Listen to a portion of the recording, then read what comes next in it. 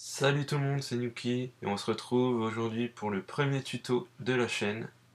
Donc ça va se passer sur Cinema 4D et c'est pour créer son logo sur mesure.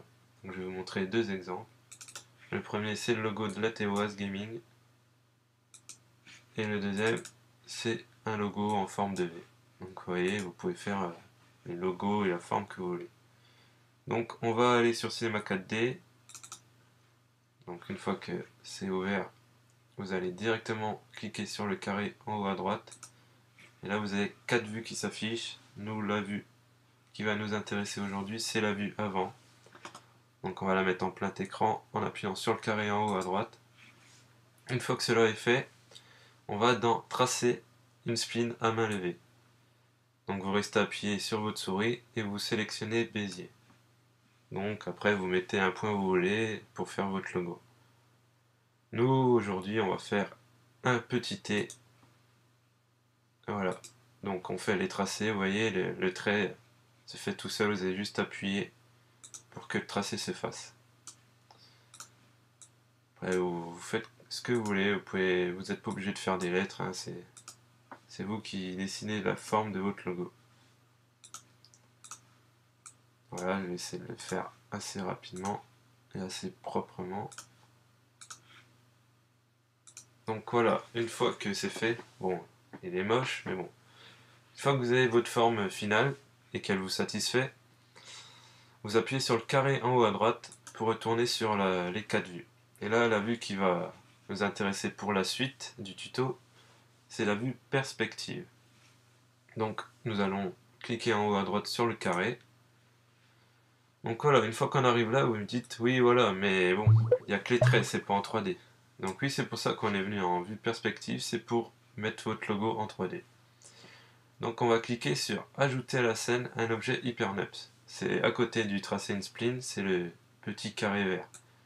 Donc vous restez appuyé dessus et vous sélectionnez extrusion NURBS. Une fois que vous avez fait ça, vous prenez la spline, votre logo, et vous la glissez dans extrusion NURBS. Et là vous voyez tout de suite, vous avez un rendu 3D de votre logo. Donc bon là c'est pas très joli, donc on va le modifier un peu. Vous pouvez modifier la largeur. Dans extrusion NURBS, vous allez, ce mouvement, vous pouvez l'agrandir, mettre plus fin, c'est comme vous voulez. Vous pouvez modifier le couvercle. Donc on va faire un petit couvercle Ibiso. On va le mettre en 5 en étape et 10 en rayon. Voilà. Vous voyez, on va faire un autre petit rendu. Ça rend beaucoup mieux. C'est plus joli. Après, vous pouvez mettre aussi de la couleur. Donc créer, nouveau matériau. Alors dans couleur, vous choisissez la couleur que vous voulez. Nous on va mettre du rouge avec une petite réflexion à 15% en Fresnel. Donc voilà. Vous voyez, c'est beaucoup plus joli à regarder, c'est plus agréable. Donc là, votre logo est presque fini. Il suffit juste de l'enregistrer et d'enlever le fond noir. Donc de le mettre en format PNG. Donc là, vous allez dans Réglages de rendu et éditer le rendu. Donc là, la sortie, vous mettez la taille que vous voulez, hein. Moi, je vais le mettre en 1920 sur 1200. Donc d'enregistrer, très important. Alors on va choisir le chemin d'accès. Logo, tuto. Voilà, enregistrer. Donc attention, très important.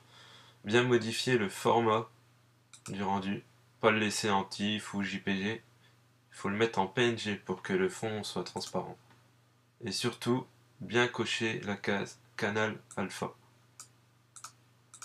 Donc une fois que cela est fait, vous pouvez aller dans Anti-Aliasing, changer, mettre au mieux, en x2, x4, x16 si vous avez un très bon PC. Donc voilà, une fois que le réglage de rendu est fini, vous pouvez lancer le rendu final. Voilà, ça c'est fait. Donc voilà, c'était comment créer son logo sur mesure. Allez, salut tout le monde!